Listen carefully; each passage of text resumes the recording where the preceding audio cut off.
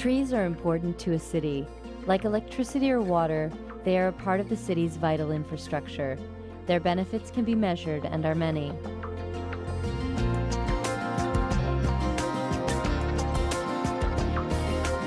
Trees can improve your community's tax base, actively reduce both air and water pollution, improve children's health, and according to studies, even improve their ability to pay attention in school, thus improving their chances for success in life.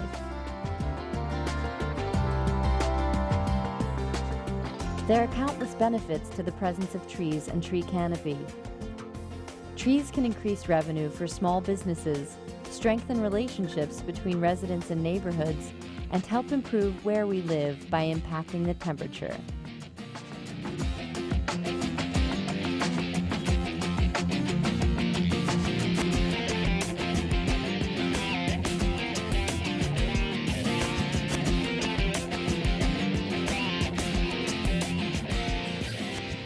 Research shows that the benefits our community trees provide only increase with time and for decades to come.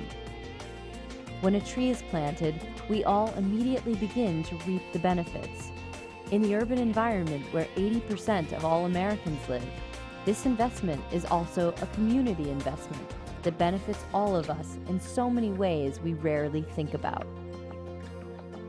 Join us as we explore how trees are a living investment. We'll travel to towns, cities, and parks to learn about the value of trees. On this journey, we'll meet citizens, community leaders, scientists, teachers, parents, and professionals, all who can attest to how community trees improve our lives. I'm a research social scientist at the University of Washington in Seattle. I've been investigating business districts and what might a business district gain from planting trees. What's important when talking to local decision makers, government leaders, government staff within a city or county is economics. It's got to come down to the dollars and cents. What we find repeatedly is that people in business districts, shoppers and customers, are telling us they will spend 9 to 12% more in places that have a quality urban forest. In the last 20 to 30 years, there have been many studies, very good scientific studies that tell us about air quality, water quality improvements, energy savings, all of these sorts of environmental services that are provided by trees. But in addition to that, and sometimes this is not quite as obvious to people, there are a lot of human services as well, and these happen or occur for individuals, they occur for neighborhoods, communities, and entire cities. In terms of looking at how people care about their homes, their neighborhood, I think the trees add tremendously to that. Many retailers recognize the value added to shopping districts that have healthy trees and canopy-lined streets. I'm a small business owner, and I've owned this business for over 20 years. And it's basically retail business, jewelry, gifts, crafts. People love trees. They love to be in a green area. It's just very welcoming. It softens the harshness of the sun in the summer. We've just had a wonderful volunteer program here, trying to get more trees in the shopping district. Trees are a vital part of thriving shopping districts all over the country. By having the trees shading the pedestrians, you're giving them a comfortable environment. Not only is it good to look at, but you feel cooler on a hot day like it is today. We have found that generally people are in a much happier mood. Studies have been done also that show people will linger for a longer period of time when there's a lot of greenery around. You know, and you get that foot traffic, you get people window shopping, you get people spending more time. Instead of just going in and grabbing what they need and leaving, you might get a lot of other economic opportunities from their increased presence at that place. I mean, that's the goal here, is to make our urban, suburban environment successful economically, and I think you need to do that by bringing the trees in. I think that just in terms of the visual impact that a tree gives to a community, in terms of looking at how people care about their homes, their neighborhood, I think the trees add tremendously to that. Well, in an urban environment that we're in, we're balancing a lot of goals, including redevelopment in urban areas, making wise use of the infrastructure that already exists, balancing transit-oriented development and smart growth, all of those really sound development principles with the competing needs for open space, for recreation, and then the environmental health and quality to make it a livable community. Research has shown that trees placed along roadways actually slow down traffic and create less aggressive driving behavior. Drivers are also more alert, and as a result, there are fewer traffic accidents in roadway areas with trees. Trees provide another unexpected benefit. Not only do they bring people a sense of calmness and tranquility, research shows that trees actually reduce the symptoms of attention deficit disorder in children. They feel more calm, less stress when they're in that type of environment. And it's proven for children too. They have better attention spans. It's actually shown to reduce hyperactivity in children when they see trees and nature around them. I work with a lot of kids who are diagnosed with ADHD, and I recommend a whole lot of things for them behaviorally. I'm always recommending other things like diet and exposure to nature and things like that for these kids. What they have found, and again this is a national study, very carefully done science, they have found that children that spend a certain amount of time in outdoor activity in cities, this is not about going out to the natural lands beyond our city, this is about being in our parks and open spaces in our cities. But those children who spend a certain amount of time outdoors each week, their ADHD symptoms were reduced. The studies show that if children viewing vegetation tended to have, versus not viewing vegetation, to have lower attention deficit, and the girls in particular tend to have higher learning abilities or higher scores on tests by having this ability to have the vegetation to see. The presence of trees and greenery, or lack thereof, has a real impact, not only on where we live, but on how we live.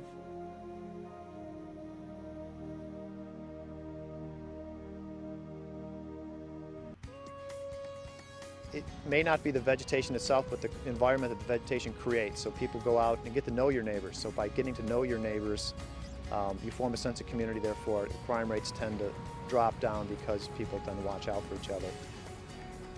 Along those lines also, we feel that housing improvement is one aspect of a multi-faceted program to improve the community. We're very close to a very highly intense industrial area. Within half a mile here, we have a city landfill, a wastewater treatment plant, a power production plant, as well as others that generate a lot of traffic. The trees help us in terms of absorbing more pollutant from the air. And if you bring the community back together to plant the trees, they tend to form neighborhood groups and associations, get to know each other. So you tend to form a community. Instead of everybody being isolated in their house, there's an event around which people can come together and get to know your neighbors. So tree planting is one of these community events that people tend to like to do because they do want to improve their environment. Because Miller likes to water trees. Miller likes to water trees. He likes to make the trees grow. Oh, don't you know? Hey, well then I could say that it's because of the trees that I met my neighbors too. Because our backyard has no trees. So all of this nice play stuff for the kids we do in the front yard, and this fence that we put up in the front yard, because we're shaded with the tree. So because we're hanging out under this tree with our neighborhood bench here, all the kids come around and they all play in the yard, and I've met all my neighbors ever since we decided to come out front and be with the trees. We planted also in their backyard, so they'll have some shady spots for the kids to play in. And it's just really nice to have new homeowners so excited about their homes and the environment that is surrounding them. Large, healthy trees increase property values. Increased property values mean more community revenue, better streets, parks, and other amenities. There are many, many stories here in Baltimore how communities have used greening to improve their neighborhoods, quality of life, build community and synergy. And many cases even affect property values. Typically in Delaware, we assume that anywhere from 15 to 20% of the home purchasing price can be impacted by the quality of landscape and trees within the neighborhood. The owners of these homes, which the Habitat for Humanity helped come to fruition, really realized that adding trees to the homes will add value as those trees mature.